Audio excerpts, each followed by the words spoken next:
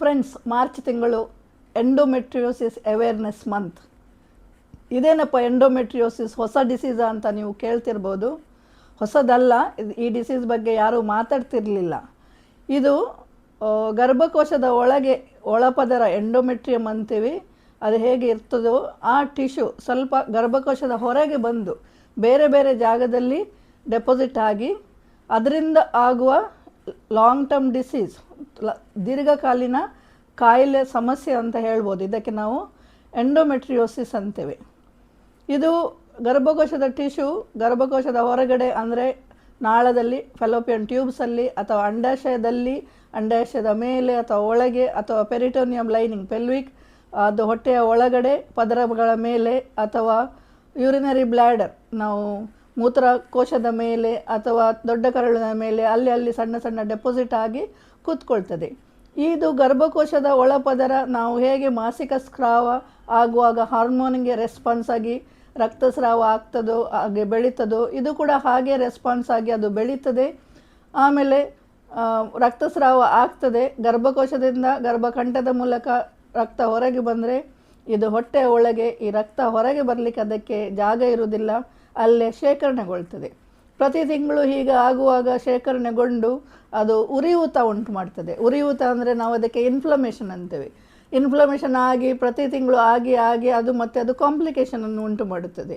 ಹೀಗೆ ಇದು ಬಂದಿರುವ ಸ್ತ್ರೀಯರಿಗೆ ಸಾವಿರಾರು ಮಹಿಳೆಯರು ಹಾಗೂ ಹುಡುಗಿಯರು ಈ ಸಮಸ್ಯೆಯಿಂದ ಬಳಲುತ್ತಿದ್ದಾರೆ. ಆದರೂ ಅದರ ಬಗ್ಗೆ ಯಾರೂ ಮಾತಾಡ್ತಾ ಇಲ್ಲ. ಯಾಕಂದರೆ ಎಲ್ಲರೂ ಅದನ್ನು ನಾರ್ಮಲೈಸ್ ಮಾಡಿದ್ದಾರೆ. ಸೀನಿಯರ್ಸು ಅಥವಾ ವಯಸ್ಸಾದ ಮಹಿಳೆಯರು ಹೇಳ್ತಾರೆ ಅದು ನಾರ್ಮಲ್ಲು, ಅದು ಸಹಜ, ನಾವು ಅನುಭವಿಸಿದ್ದೇವೆ, ನೀವು ಕೂಡ ಅನುಭವಿಸಿ, ಹೆಣ್ಣಾದ ಮೇಲೆ ಇದರಿಂದ ಇದು ಉಪಾಯವೇ ಇಲ್ಲ ಅಂತ ಹಾಗೆ ಹೇಳಿ ಅದನ್ನು ಯಾರೂ ಮಾತಾಡೋದಿಲ್ಲ. ಹಾಗೂ ಇದು ಎಂಡೋಮೆಟ್ರಿಯೋಸಿಸ್ ಅಂತ ಡಯಾಗ್ನೋಸಿಸ್ ಆಗುವಾಗ ಸುಮಾರು ವರ್ಷ 8-10 ವರ್ಷ ದಾಟಿರುತ್ತದೆ. ಇದು ಯಾವುದೇ ಕಾಂಪ್ಲಿಕೇಶನ್ ಅಥವಾ ಬೇರೆ ರಿಕ್ವೈರ್ಮೆಂಟಿಂದ ಅದು ಡಯಾಗ್ನೋಸಿಸ್ ಆಗಿರ್ಬೋದು. ಇದರಲ್ಲಿ ಏನು ಸಿಂಪ್ಟಮ್ಸ್ ಬರ್ತದೆ ಅಂತ ನೋಡಲಿಕ್ಕೆ ಹೋದರೆ, ಮುಟ್ಟಿನ ಸಮಯದಲ್ಲಿ ತೀವ್ರವಾದ ನೋವು, ದೈನಂದಿನ ಚಟುವಟಿಕೆ ಮಾಡಲಿಕ್ಕೆ ಆಗಲಾರದಂಥ ನೋವು, ತಲೆ ಸುತ್ತುವುದು, ವಾಂತಿ ಬರುವುದು, ವೀಕ್ನೆಸ್, ಟಯರ್ಡ್ನೆಸ್ ಇದೆಲ್ಲ, ಹಾಗೂ ತುಂಬ ರಕ್ತಸ್ರಾವ, ಅತಿ ತುಂಬ ರಕ್ತಸ್ರಾವ, ಕ್ಲಾಟ್ಸ್ ಬರುವುದು, ಇದೆಲ್ಲ ಆದರೆ ಇದು ನಾರ್ಮಲ್ ಅಲ್ಲ. ಸಣ್ಣ ಪ್ರಮಾಣದ ನೋವು ಅಥವಾ ಕಸಿವಿಸಿ ಆಗೋದು ನಾರ್ಮಲ್ ಇದ್ದರೂ ದೈನಂದಿನ ಚಟುವಟಿಕೆ, ಶಾಲೆಗೆ, ಕಾಲೇಜಿಗೆ, ಕೆಲಸಕ್ಕೆ ರಜೆ ಹಾಕಿ ಮನೆಯಲ್ಲಿ ಕೂತ್ಕೊಳ್ಳುವಷ್ಟು ತೊಂದರೆ ಆದರೆ ಇದು ನಾರ್ಮಲ್ ಅಲ್ಲ. ಅದರ ಜೊತೆಗೆ ಇಡೀ ತಿಂಗಳು ಕಿಬ್ಬೊಟ್ಟೆಯಲ್ಲಿ ಕಾಡುವ ನೋವು, ಹಾಗೂ ಯೂರಿನ್ ಪಾಸ್ ಮಾಡುವಾಗ ನೋವಾಗೋದು, ಅಥವಾ ಮೋಷನ್ ಪಾಸ್ ಮಾಡುವಾಗ ನೋವಾಗೋದು, ಅಥವಾ ಲೈಂಗಿಕ ಸಂಪರ್ಕದ ಟೈಮಲ್ಲಿ ನೋವಾಗೋದು, ಇಂಥ ಅನೇಕ ಕಾರಣಗಳು ಇದ್ದರೆ ಇದು ನಾರ್ಮಲ್ ಅಲ್ಲ. ಇವು ಎಂಡೋಮೆಟ್ರಿಯೋಸಿಸ್ನ ಲಕ್ಷಣ ಆಗಿರ್ಬೋದು. ಆದರೆ ಇಂಥ ನೋವು, ಅತಿ ನೋವು, ಡಿಸ್ಮೆನೋರಿಯಾ ಅಂತೇವೆ, ಕೇವಲ ಎಂಡೋಮೆಟ್ರಿಯೋಸಿಸಲ್ಲಿ ಮಾತ್ರ ಬರೋದಿಲ್ಲ, ಅದಕ್ಕೆ ಬೇರೆ ಕಾರಣಗಳು ಕೂಡ ಇರ್ತವೆ. ಯೂಟ್ರೈನ್ ಫೈಬ್ರಾಯ್ಡ್ ಇರ್ಬೋದು, ಅಡಿನೋಮಯೋಸಿಸ್ ಇರ್ಬೋದು, ಸಿಸ್ಟ್ ಇರ್ಬೋದು, ಟ್ಯೂಮರ್ ಇರ್ಬೋದು. ಹಾಗಾಗಿ ಇದು ಇದ್ದರೆ ಎಂಡೋಮೆಟ್ರಿಯೋಸಿಸ್ ಅಂತ ಅಲ್ಲ. ಆದರೆ ನೀವು ಬೇಗನೆ ವೈದ್ಯರ ಹತ್ರ ಕಾಣಿ, ಅದು ಡಯಾಗ್ನೋಸಿಸ್ ಮಾಡಬೇಕು. ಇದು ಡಯಾಗ್ನೋಸಿಸ್ ಮಾಡಲಿಕ್ಕೆ ವೈದ್ಯರು ನಿಮ್ಮ ಕೂಲಂಕುಷ ಹಿಸ್ಟ್ರಿ ತಗೊಳ್ತಾರೆ, ನಿಮ್ಮದೆಲ್ಲ ಹೇಗೆ ಏನು ಅಂತ ಕೇಳಿಕೊಂಡು ಆಮೇಲೆ ಬೇಕಾದರೆ ಸ್ಕ್ಯಾನ್ ಮಾಡಿ, MRI ಮಾಡಿ, ಇನ್ನೂ ಡಯಾಗ್ನೋಸಿಸ್ ಗೊತ್ತಾಗಲಿಲ್ಲ ಅಂದರೆ ಲ್ಯಾಪ್ರೋಸ್ಕೋಪಿಕ್ ಮಾಡೋಕೆ ನೋಡಿ ಅದಕ್ಕೆ ಚಿಕಿತ್ಸೆ ಕೂಡ ಕೊಟ್ಟು ಅದನ್ನು ಸರಿ ಮಾಡಲಿಕ್ಕೆ ಚಾನ್ಸಸ್ ಉಂಟು. ಹಾಗಾದರೆ ಪ್ರಿಯರೇ, ನೀವು ನಿಮ್ಮ ಮಕ್ಕಳು, ಸ್ತ್ರೀಯರು, ಸಣ್ಣ ಹುಡುಗಿಯರು ತುಂಬ ಕಾಮನ್, ಎಲ್ಲರೂ ಕಾಲೇಜಿಗೆ ರಜೆ ಹಾಕ್ತಾರೆ ಪೀರಿಯಡ್ ಪೇಯ್ನ್ ಅಂತ. ಅತಿ ತೀವ್ರ ಇದ್ದರೆ ವೈದ್ಯರ ಹತ್ರ ಕರ್ಕೊಂಡೋಗಿ ಇನ್ವೆಸ್ಟಿಗೇಷನ್ ಮಾಡಿ, ಡಯಾಗ್ನೋಸಿಸ್ ಮಾಡಿ, ಆಮೇಲೆ ಇದರಿಂದ ಬರುವ ಕಾಂಪ್ಲಿಕೇಶನನ್ನು ತಡೆಗಟ್ಟಲು ಸಹಾಯ ಮಾಡಿ. ಇದರಿಂದ ಬರುವ ಕಾಂಪ್ಲಿಕೇಶನ್ ನೋಡಲಿಕ್ಕೆ ಹೋದರೆ ನಾನು ಮೊದಲೇ ಹೇಳಿದೆ, ಇದು ಉರಿಯೂತ ಅಥವಾ ಇನ್ಫ್ಲಮೇಷನ್ ಹೊಟ್ಟೆಯ ಒಳಗಡೆ ಅಲ್ಲೆಲ್ಲಿ ಶೇಖರಣೆಗೊಳ್ಳುವುದರಿಂದ ಅದು ಸಿಸ್ಟಾಗಿ ಅಥವಾ ಸಣ್ಣ ಸಣ್ಣ ಸಿಸ್ಟು ಅಥವಾ ಕಲೆಕ್ಷನ್ಸ್ ಆಗಿ ಅಲ್ಲಿ ಬೆಳಿಬೋದು. ಹಾಗೂ ಇದು ಉರಿಯೂತ ಇನ್ಫ್ಲಮೇಷನ್ ಇದ್ದ ನಾರ್ಮಲ್ ಪ್ರೋಸೆಸ್ ಏನಂದರೆ ಅದು ಫೈಬ್ರೋಸಿಸ್ ಅಂದರೆ ಹೊಟ್ಟೆಯ ಒಳಗೆ ಲೇಯರ್ಗಳು ಒಂದಕ್ಕೊಂದಕ್ಕೂ ಹತ್ಕೊಳ್ಳೋದು, ಅಥವಾ ಟ್ಯೂಬ್ ಇದ್ದರೆ ಅದು ಬ್ಲಾಕ್ ಆಗೋದು. ಹೀಗೆ ಟ್ಯೂಬ್ ಬ್ಲಾಕ್ ಆದರೆ ಕಾಮನ್ ಪ್ರಾಬ್ಲಮ್ ಅಂದರೆ ಗರ್ಭ ಧರಿಸಲಿಕ್ಕೆ ಆಗದೇ ಇರೋದು ಅಥವಾ ಇನ್ಫರ್ಟಿಲಿಟಿ. ಸಾಧಾರಣವಾಗಿ ಮದುವೆಯಾದ ಹೆಣ್ಮಕ್ಕಳು ಸುಮಾರು ವರ್ಷ ಮಕ್ಕಳು ಆಗಿಲ್ಲಾಗ ಹೋಗಿ ಅದನ್ನು ಪತ್ತೆ ಹಚ್ಚಲಿಕ್ಕೆ ಶುರು ಮಾಡ್ತಾರೆ. ಆದರೆ ಇದು ಮೊದಲೇ ಪತ್ತೆ ಹಚ್ಚಿದರೆ ಇದು ಕಾಂಪ್ಲಿಕೇಶನ್ ಆಗದಂಗೆ ನಾವು ತಡೀಬೋದು. ಹಾಗೆ ಆಮೇಲೆ ಓವೇರಿಯನ್ ಸಿಸ್ಟ್, ದೊಡ್ಡ ದೊಡ್ಡ ಸಿಸ್ಟ್ ಆದರೆ ಅದು ಟ್ಯೂಮರಿಗೆ ಕೂಡ ಡೌಟ್ ಬರ್ಬೋದು.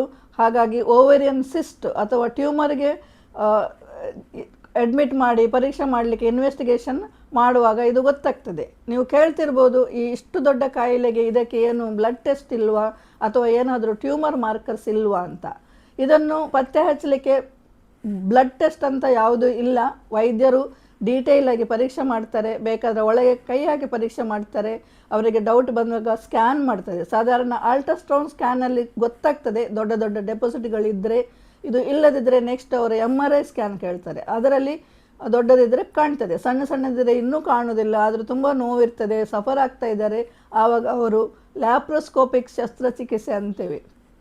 ಇದರಲ್ಲಿ 2 ಟ್ಯೂಬ್ಗಳನ್ನು ಸಣ್ಣ ರಂಧ್ರ ಮಾಡಿ ಹೊಟ್ಟೆ ಒಳಗೆ ಹಾಕಿ ಒಂದರಲ್ಲಿ ನೋಡಿ ಇನ್ನೊಂದರಲ್ಲಿ ಅದನ್ನು ಇದ್ದರೆ ತೆಗೆಯೋದು, ಅಥವಾ ಕಾಟರಿ ಮೂಲಕ ಅದನ್ನು ನಾಶ ಮಾಡೋದು, ಅಥವಾ ಲೇಸರ್ ಮೂಲಕ ಅದನ್ನು ನಾಶ ಮಾಡೋದು ಮಾಡಬಹುದು. ಹೀಗೆ ಲ್ಯಾಪ್ರೋಸ್ಕೋಪಿಕ್ ಲ್ಯಾಪ್ರೋಟಮಿ ಮಾಡಿ ಅದನ್ನು ವಿಜುವಲೈಸ್ ಮಾಡಿ ಅದನ್ನು ತೆಗೆದು ಹಾಕಬೇಕು. ಇದನ್ನು ತೆಗೆದು ಹಾಕಿ ಅದಕ್ಕೆ ಟ್ರೀಟ್ಮೆಂಟ್ ಕೊಡ್ಬೋದು. ತುಂಬಾ ದೊಡ್ಡದಿದ್ದರೆ ಒಂದೊಂದು ಸರಿ ಓವೇರಿಯನ್ ಟ್ಯೂಮರ್ ಅಂತ ಅಥವಾ ಸಿಸ್ಟ್ ಅಂತ ಡಾಕ್ಟರ್ ಅಡ್ಮಿಟ್ ಮಾಡಿರ್ತಾರೆ. ಅದು ಟ್ಯೂಮರು ಎಂಡೋಮೆಟ್ರಿಯೋಸಿಸ್ ಅಂತ ಗೊತ್ತಿರೋದಿಲ್ಲ. ಇದರದ್ದು ಓವೇರಿಯನ್ ಟ್ಯೂಮರ್ ಮಾರ್ಕರ್ CA-125 ಅಂತೇವೆ, ಅದು ತುಂಬಾ ಜಾಸ್ತಿ ಆಗ್ತಿರ್ತದೆ. ಆದರೂ ಇದು ಸಾಧಾರಣ ಜಾಸ್ತಿ ಆಗಿರೋದು ಓವೇರಿಯನ್ ಕ್ಯಾನ್ಸರಲ್ಲಿ. ಆದರೆ ಒಂದೊಂದು ಸರಿ ಎಂಡೋಮೆಟ್ರಿಯೋಸಿಸಲ್ಲಿ ಕೂಡ ತುಂಬ ಜಾಸ್ತಿ ಇದ್ದಾಗ ವೈದ್ಯರು ಆಪ್ರೇಟ್ ಮಾಡ್ತಿರ್ಬೇಕಾದ್ರೆ ಈ ಸಿಸ್ಟನ್ನು ತೆಗೆದು ನಮಗೆ ಪೆಥಾಲಜಿಸ್ಟಿಗೆ ಕಳಿಸ್ತಾರೆ. ಇದಕ್ಕೆ ನಾವು ಫ್ರೋಝನ್ ಸೆಕ್ಷನ್ ಅಂತೇವೆ. ಬೇಗನೆ 15-20 ನಿಮಿಷದಲ್ಲಿ ಇದನ್ನು ಪರೀಕ್ಷೆ ಮಾಡಿ ಮೈಕ್ರೋಸ್ಕೋಪಲ್ಲಿ ನೋಡಿ ಅದು ಎಂಡೋಮೆಟ್ರಿಯೋಸಿಸೋ ಅಥವಾ ಕ್ಯಾನ್ಸರೋ ಅಥವಾ ಟ್ಯೂಮರೋ ಅಂತ ನಾವು ಹೇಳ್ತೇವೆ. ಮತ್ತು ಸರ್ಜನ್ ಅವರ ಸರ್ಜರಿಯನ್ನು ಮುಂದುವರಿಸ್ತಾ ಇದ್ದಾರೆ. ಹೀಗೆ ಇದಕ್ಕೆ ಡೆಫಿನೆಟ್ ಮಾರ್ಕರ್ ಇಲ್ಲ ಅಥವಾ ಡೆಫಿನೆಟ್ ಟ್ರೀಟ್ಮೆಂಟ್, ಮೆಡಿಕಲ್ ಟ್ರೀಟ್ಮೆಂಟ್ ಕೂಡ ಸ್ವಲ್ಪ ಪ್ರಮಾಣದ ಪ್ರಾಬ್ಲಮ್ ಇದ್ದರೆ ಸ್ವಲ್ಪ ಮೆಡಿಕಲ್ ಟ್ರೀಟ್ಮೆಂಟ್ ಹಾರ್ಮೋನ್ ಕೊಟ್ಟು ನೋಡ್ತಾರೆ. ಆದರೆ ಇದು ತಡಿಲಿಕ್ಕೆ ಆಗಲಿಲ್ಲ ಅಂದರೆ, ಇನ್ನೂ ಮಕ್ಕಳು ಆಗಲಿಲ್ಲ ಅಂದರೆ ಅದಕ್ಕೆ ಲ್ಯಾಪ್ರೋಸ್ಕೋಪಿಕ್ ಸರ್ಜರಿ ಮಾಡಿ ಅದನ್ನು ಕಾಟರೈಸ್ ಮಾಡಿ ಅದು ತೆಗೆಯುವುದೇ ಟ್ರೀಟ್ಮೆಂಟ್. ಇದರ ಕಾಂಪ್ಲಿಕೇಶನ್ಸ್ ನಾನು ಮೊದಲೇ ಹೇಳಿದೆ. ಇನ್ಫರ್ಟಿಲಿಟಿ, ಸುಮಾರು 10% women face infertility due to this endometriosis.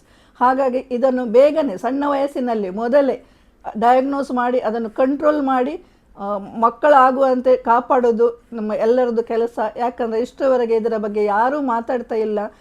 College students ಎಲ್ಲರೂ ಪೀರಿಯಡ್ ಲೀವ್ ಅಂತ ಈಗಿನ ಕಾಲದಲ್ಲಿ ರಜೆ ಹಾಕ್ತಾ ಇದ್ದಾರೆ ವಿನಃ ಆಸ್ಪತ್ರೆಗೆ ಹೋಗಿ ತೋರಿಸ್ಕೊಳ್ಳಿ, ಇನ್ವೆಸ್ಟಿಗೇಟ್ ಮಾಡಿ ಅಂದರೆ ಸರಿಯಾಗಿ ಎಲ್ಲರೂ ಮಾಡ್ತಾ ಇಲ್ಲ. ನಮಗೊಬ್ಬಳು ನನ್ನ ಹೆಲ್ಪ್ ಆಗಿ ಹೌಸ್ ಹೆಲ್ಪ್ ಬರ್ತಾ ಇದ್ಲು. ಅವಳು ಬಂದು ಫಸ್ಟ್ ತಿಂಗಳಿಗೆ ಹೇಳಿದ್ರು, ಮೇಡಮ್ ನನಗೆ ಅತಿ ತುಂಬ ನೋವು, ನನ್ನ ಕೆಲಸಕ್ಕೆ ಬರುವುದಿಲ್ಲ ಅಂತ. ಅವಳಿಗೆ ಮತ್ತೆ ಬಂದ ಮೇಲೆ ಹೇಳಿದೆ, ಹೋಗಮ್ಮ ಹೋಗಿ ತೋರಿಸ್ಕೊಳ್ಳು ನೀನು ಅಂತ. ಹೋಗಿ ತೋರಿಸಿ ಸ್ಕ್ಯಾನ್ ಮಾಡಿ ನೋಡಿದಾಗ ದೊಡ್ಡ ಫೈಬ್ರಾಯ್ಡ್ ಇತ್ತು. ಆಪ್ರೇಷನ್ ಮಾಡಿಕೊಂಡ್ಲು. ಆಮೇಲೆ ರೆಸ್ಟ್ ತಗೊಂಡು ಕೆಲಸಕ್ಕೆ ನಾನು ಬೇರೆ ಜನ ಹುಡುಕಬೇಕಾಯಿತು, ಅದು ವಿಷಯ ಬೇರೆ. ಈಗ ಇನ್ನೊಬ್ಳು ಬರ್ತಾ ಇದ್ದಾಳೆ, ಪ್ರತಿ ತಿಂಗಳು ಅವಳು ರಜೆ ತೆಗಿತಿದ್ದಾಳೆ. ಅವಳು ಹೋಗಿ ಮಾರೈತಿ ಅಂದರೆ ಅವಳು ಹೋಗಲಿಕ್ಕೆ ಕೇಳ್ತಾ ಇಲ್ಲ. ಯಾಕಂದರೆ ಎಲ್ಲರೂ ಇದು ನೋವನ್ನು ಅನುಭವಿಸೋದನ್ನು ನಾರ್ಮಲೈಸ್ ಮಾಡಿಬಿಟ್ಟಿದ್ದಾರೆ. ಹಾಗಾಗಿ ಪ್ರಿಯರೇ, ಇದರ ಬಗ್ಗೆ ಮಾತಾಡಿ ಓಪನ್ ಆಗಿ ಸಮಾಲೋಚನೆ ಮಾಡಿ ಇದಕ್ಕೆ ಟ್ರೀಟ್ಮೆಂಟ್ ತಗೊಳ್ಳಿ.